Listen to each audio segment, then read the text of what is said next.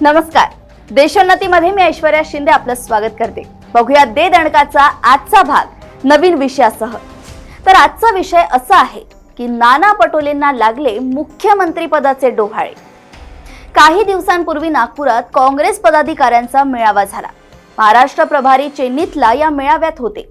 मेळाव्यात नागपुरातील काँग्रेसच्या 2-3 वरिष्ठ नेत्यांनी एक वेगळाच राग आवळला. म्हणे नाना पटोले हे आमचे मुख्यमंत्री पदाचे उमेदवार आहेत. या मेळाव्यातून नव्या चर्चेला उधाण आले. नाना पटोले यांचे नाव मुख्यमंत्री म्हणून प्रोजेक्ट करण्यात ही मंडळी यशस्वी झाली खरी, पण ही खेळी काँग्रेसमधील अन्य नेत्यांना किती रुचली हा एक मोठा प्रश्न या निमित्ताने उपस्थित झाला. नाना पटोले हे भंडारा गोंदिया जिल्ह्यातील काँग्रेस पक्षातील मोठे नाव. भंडारा गोंदिया जिल्ह्याच्या सीमेवर असलेल्या साकोली तालुक्यातील सुकडी नावाच्या गावातून आपल्या कर्तृत्वावर उदयास आलेले हे नेतृत्व. मास लीडर म्हणून या नावाची ख्याती. म्हणे जेव्हा नाना पटोले उमेदवारी अर्ज भरायला जायचे तेव्हा घरोघरी त्यांचे औक्षण व्हायचे. यंत्रणेच्या विरोधात भूमिका घेणे, फाडकन बोलणे, शेतकरी अन्यायाविरुद्ध आवाज उठवणे हा त्यांचा मूळ स्वभाव. याच कारणामुळे त्यांनी काँग्रेसचे आमदार असताना धान उत्पादक शेतकऱ्यांच्या प्रश्नावरून राजीनामा दिला होता. भंडारा गोंदिया लोकसभा मतदारसंघातून लोकसभा निवडणूक अपक्ष लढण्याची हिंमत दाखवली. पराभव झाला, पण हिंमत महत्वाची होती. यानंतर त्यांना काय दुर्बुद्धी सुचली कोण जाणे, भारतीय जनता पार्टीत प्रवेश केला. या निर्णयामुळे मात्र पटोलेंच्या इमेजला काहीसा धक्का बसला. भाजपचे खासदार म्हणून त्यांची नवी ओळख झाली खरी, पण काँग्रेसी विचारांचा हा माणूस जास्त दिवस त्या पक्षात टिकला नाही. पक्षातील खासदारांना पंतप्रधान मोदी बोलूच देत नाही हा साक्षात्कारही त्यांना झाला आणि त्यांनी खासदारकीचा राजीनामा देत ऐन गुजरात निवडणुकीच्या काळात राहुल गांधी यांच्या नेतृत्वावर विश्वास ठेवून पुन्हा काँग्रेसमध्ये प्रवेश केला. पटोलेंचा हाच निर्णय राहुल गांधी यांचा विश्वास जिंकण्यास कारणीभूत ठरला. मोदी यांच्या विरोधात आवाज उठवणारा सत्ता पक्षातील पहिला खासदार म्हणून पटोले राहुल गांधींच्या गुड बुक्स मध्ये गेले. मोठी जबाबदारी त्यांच्यावर सोपवण्यात आली. सन 2019 मध्ये महाराष्ट्रात महाविकास आघाडीचे सरकार आले तेव्हा त्यांना विधानसभा अध्यक्ष पदाचे गिफ्ट मिळाले. त्यानंतर काही महिन्यातच काँग्रेसचे प्रदेशाध्यक्ष ही जबाबदारी देत राहुल गांधी यांनी त्यांच्यावर मोठा विश्वास टाकला. या दरम्यान त्यांनी 2019 मध्ये नागपुरातून भाजपचे वरिष्ठ नेते नितीन गडकरी यांच्या विरोधात निवडणूक लढवण्याची हिंमत केली. माझा विजय झाला नाही तर राजकारण सोडेल अशी पोकळ घोषणा करून आणि पराभव झाल्यानंतरही साकोलीतून विधानसभा निवडणूक लढवून स्वतःचे हसे करून घेतले होते. राजकारणात अशा घोषणा क्षम्य असतात असे स्पष्टीकरणही पटोलेंनी दिले होते.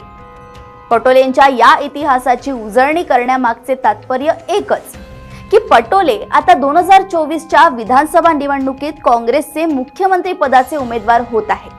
नागपुरात काँग्रेसचे नागपूर शहर अध्यक्ष आमदार विकास ठाकरे, प्रवक्ते अतुल लोंढे यांनी प्रत्यक्षपणे तर आमदार डॉक्टर नितीन राऊत यांना अप्रत्यक्षपणे नाना पटोले यांच्या नावाची घोषणा करून काँग्रेसमधील वरिष्ठ नेत्यांची नाराजी ओढावून घेतली आहे. या घोषणेने महाविकास आघाडीत मिठाचा खडा पडला तो वेगळाच. प्रदेशाध्यक्ष नाना पटोले यांनी आजपर्यंत या विषयावर प्रतिक्रिया दिली नव्हती. मात्र काल काही वृत्तवाहिनींच्या प्रतिनिधींनी विचारलेल्या प्रश्नांवर उत्तर दिले तेव्हा त्यांच्यातील सुप्त इच्छा समोर आली. हायकमांडने आदेश दिल्यास ती जबाबदारीही पार पाडू असे उत्तर देत त्यांनी काँग्रेसमधील मुख्यमंत्री पदाच्या नावावर शिक्कामोर्तब केले.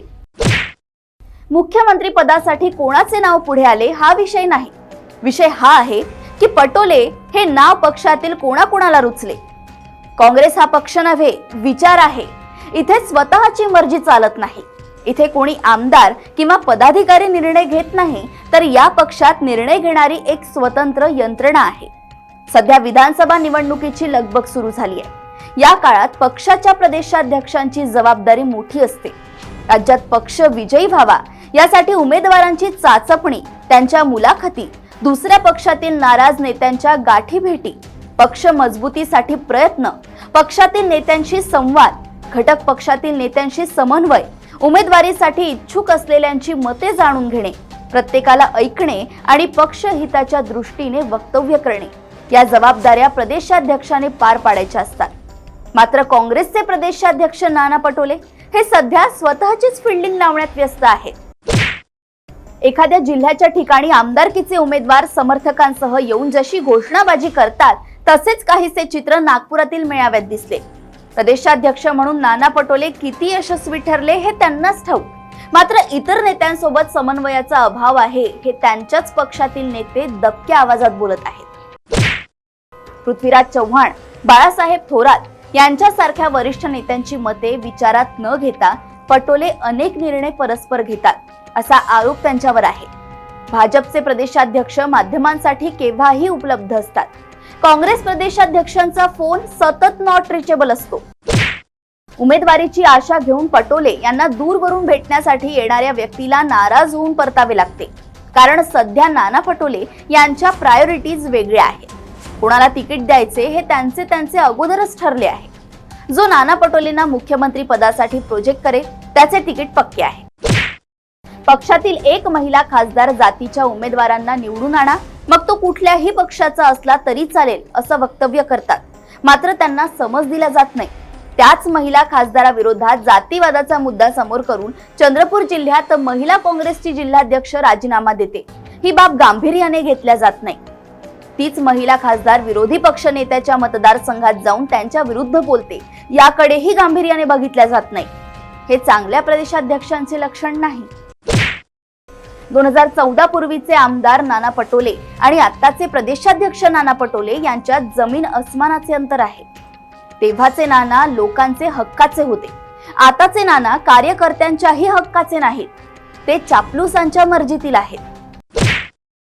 नानांनी आता जर भूमिका बदलली नाही, नेते, पदाधिकारी, कार्यकर्ते यांच्यातील संवाद वाढवला नाही तर विधानसभा हातची जाईल आणि मुख्यमंत्री पदाचे स्वप्नच राहील.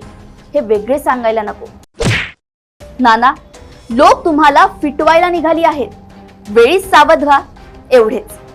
पुन्हा भेटूया नवीन विषयासह. बघत रहा देदणका, बघत रहा देशोन्नती. नमस्कार.